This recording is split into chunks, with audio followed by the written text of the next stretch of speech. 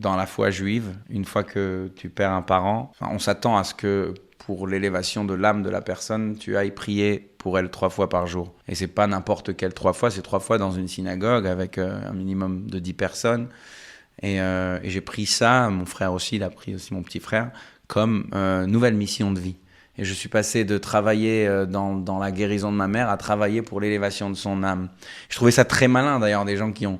Enfin, la religion, elle est structurée de telle sorte à ce que tu puisses pas te dire « Ah, maintenant je suis fâché contre Dieu, je me casse ». Non, parce que c'est sur tes épaules en fait qu'il faut que son paradis soit plus beau et plus grand et plus élevé et plus... Donc là, il y a aussi une dimension de culpa. Mais je me disais, c'est pas grave, c'est pour ma mère, que ce soit vrai, que ce soit faux, je n'en sais rien de toute façon. Mais je le fais dans le doute. Je le fais dans le doute, dans la... Ouais, dans le doute. J'aime pas dire ça, mais dans le doute.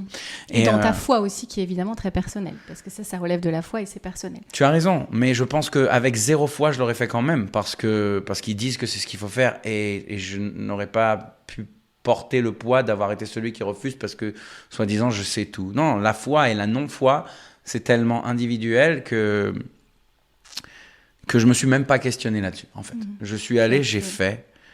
Et ça a duré 1 an. Et pendant 1 an, c'était mon quotidien.